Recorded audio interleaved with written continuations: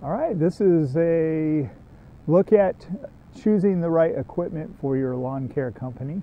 Now I'm going to take you through several different options of things that you will need when you start your lawn care business.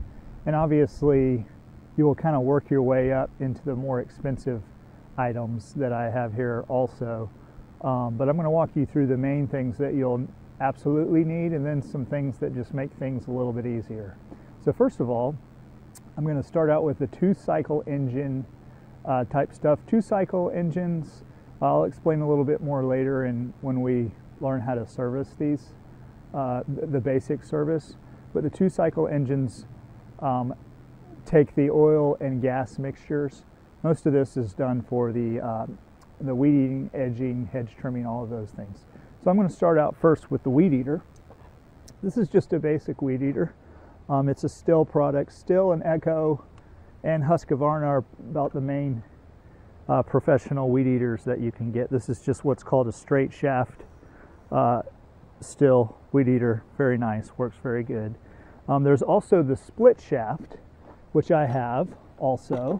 I don't have mine out here with me because I just had it stolen a little while ago, and I've had to replace some things, and I'll talk about that, making sure that you have the right insurance and things for theft, because it will happen to you, even in the middle of the day while you're on the job. So with the split shaft weed eaters, these are some of the attachments that you'll absolutely need if you do get the split shaft. You'll need the edger, obviously, so that you can edge driveways, sidewalks, curbs. That's not an absolute essential because you can edge with the actual weed eater head, which I do most of the time, most of my edging and weed eating stuff around, so I use the weed eater attachment. And then this is one of my favorite for hedge trimming. This is actually a hedge trimmer attachment that makes things go really easy. Basically, it extends out. You pull this thing up, well, and it adjusts to whatever angle you want. So you want it here, you just pull that thing down, adjusts any angle you want. And this thing actually, it's annoying because the headpiece came off of that, but okay, so you can just completely rotate any angle so you can reach up around the hedges, especially tall ones that are hard to get to. So that's a great attachment. That's not absolutely necessary to have when you first start, but once you get into it, that's a huge plus. Okay. All right, so another item that you'll need if you do a lot of hedge trimming is basic hedge trimmer. Now this is a Stihl, and this is a nice Stihl hedge trimmer. In fact, I just got this one because I had to replace my other one that was stolen, but that's a nice thing to have. You're going to really want to get some hedge trimmers. You can start out with, I started out,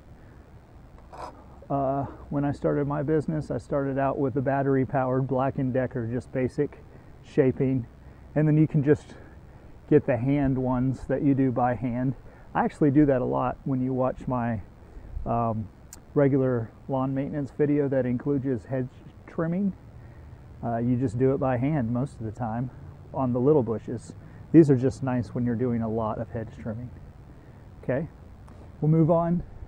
If you do a lot of tree work, which you will want to do in the winter time, just fallen trees and stuff, a basic chainsaw.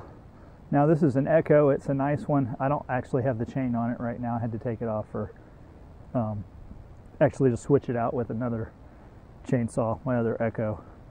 But the Echo, Husqvarna, and Stihl are the best for commercial. Now again, when you're starting out, you might start out with something like this, which is a Poulan Pro chainsaw. I'm not actually really impressed with this, but it gets the job done. It just, the chain's dull quickly, kind of overheats some. And this thing, I bought this brand new a couple years ago, and I've only used it maybe 5 times, and it's already having some problems. But Maybe it's just the one I got, but all that to say, when you're first starting, obviously if you want to stay out of debt and pay cash for stuff, you might have to go a little cheaper. Surprisingly, this chainsaw right here was actually $199, and I got an Echo the other day at Home Depot that works awesome. It's a different one than this one. I got it for $250, so an extra 50 bucks, you might as well go with the better. Okay. Also on the 2-cycle engine stuff that you will need: a blower. Obviously a blower is essential for the cleanup of all things. Sometimes you can, if you want, you can get a hand blower. I had mine stolen also, which I never used it much. It was a vac and blower system. But the blowers is something that you're going to need. I've been really impressed with this Husqvarna.